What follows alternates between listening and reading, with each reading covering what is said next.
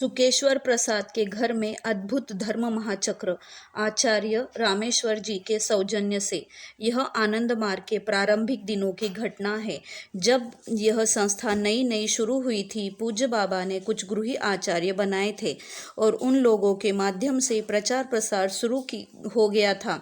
बाबा की कृपा एवं आचार्यों के अथक प्रयास से अनेक लोग धीरे धीरे आनंद मार्ग के आदर्श एवं विचारधारा से आकर्षित होकर दीक्षा लेने लगे तथा बाबा के सानिध्य में आकर उनके भक्त बनने लगे।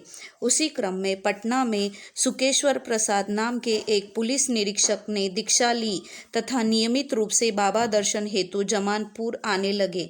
बाबा के दिव्य दर्शन एवं प्रवचन से प्रभावित होकर धीरे धीरे उनके परम भक्त बन गए।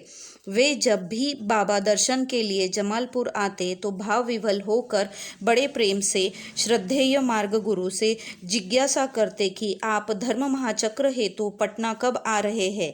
पूज्य बाबा उनका प्रश्न सुनकर हर बार प्रेम पूर्वक रहस्यमय ढंग से मुस्कुरा देते थे। एक दिन उन्हें पूज्य बाबा के साथ टहलने जाने का सौभाग्य प्राप्त हुआ। वह भाव विभोर होकर पूज्य बाबा के साथ चल रहे थे। पूज्य बाबा जो ही जमालपुर के मैदान के बीच पहुँचे, त्यों ही वह पूज्य बाबा का रास्ता रोककर खड़े हो गए तथा भाव विभोर होकर परम आराध्य से प्रश्न किए कि आप धर्म महाचक्र में पटना आएंगे तब आपकी एवं पूरे धर्म महाचक्र की व्यवस्था की जिम्मेदारी मेरी होगी। पूज्य बाबा ने उन्हें उत्तर दिया कि धर्म महाचक्र कब और कहाँ होगा, इसका निर्णय GS दादा करते हैं। मैं इस विषय में कुछ भी नहीं जानता हूँ।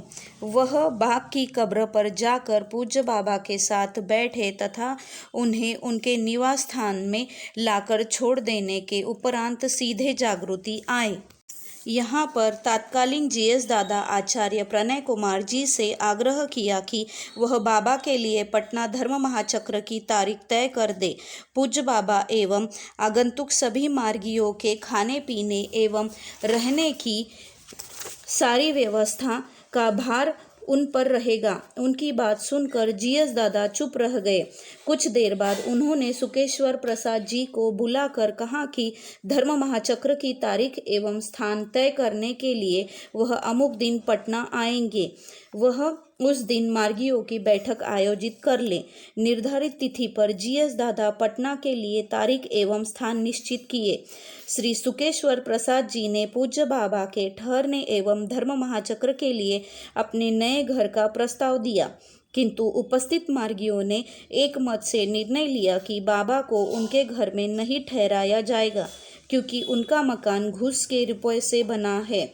सभी मार्गियों का निर्णय सुनकर श्री सुकेश्वर जी को गहरा धक्का लगा, क्योंकि वह अपने अंतर मन से पूज्य बाबा को अपने घर में ठहराना चाहते थे। वह दुखी होकर चुप हो गए तथा मन ही मन सोचने लगे कि आखिर बाबा धर्म महाचक्र संबोधित करने पटना तो आएंगे ही। आनंद मार्ग की साधना लेने के बाद वह अच्छे बाबा भक्त बन गए तथा घूस इत्यादि लेना उन्होंने एकदम से बंद कर दिया। वह यम नियम का पालन भी कठोरता से करने लगे। निर्धारित तिथि के अनुसार पूज्य बाबा धर्म महाचक्र को संबोधित करने के लिए पटना पहुँचे तथा पूर्व निर्धारित स्थान में पहुंचकर बाबा मंचासीन हो गए।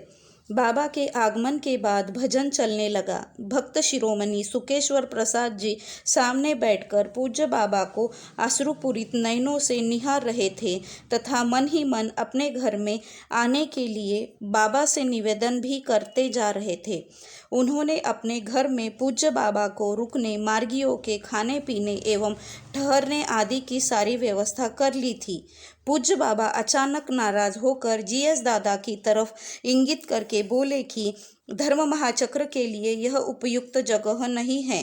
फिर हठात उन्होंने सुकेश्वर प्रसाद जी की तरफ देखकर कहा कि तुम अपने घर में 3 घंटे के अंदर मेरे ठहरने एवं धर्म महाचक्र करने की व्यवस्था क्या कर सकोगे?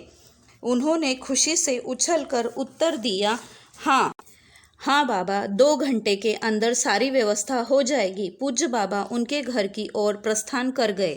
उन्होंने सारी व्यवस्था पहले से ही कर ली थी, यहाँ तक कि अपने घर के छत के ऊपर शामियाना लगाकर तथा मंच इत्यादि सजाकर धर्म महाचक्र की सारी व्यवस्था वह पहले से ही कर चुके थे। वहाँ हर एक चीज़ की अच्छी व्यवस्था थी। बाबा भक्त वत्सल है, वे भक्त के मन का भाव जानते हैं। उनके छत पर बहुत भावपूर्ण ढंग से धर्म महाचक्र हुआ। धर्म महाचक्र के उपरांत प्राय सभी साधक साधिकाएं भाव विभोर हो आध्यात्म रस में डूब गए। वहाँ बहुत जबरदस्त आध्यात्मिक तरंग थी तथा संपूर्ण वातावरण भक्ति भाव से स्पंदित हो गया था। वास्तव में भगवान भक्त के वश में होते हैं तथा भक्तों की हर उचित इच्छा की पूर्ति करते हैं। इस घटना से यही सिद्ध होता है कि भक्त एवं भगवान का संबंध बहुत घनिष्ठ होता है।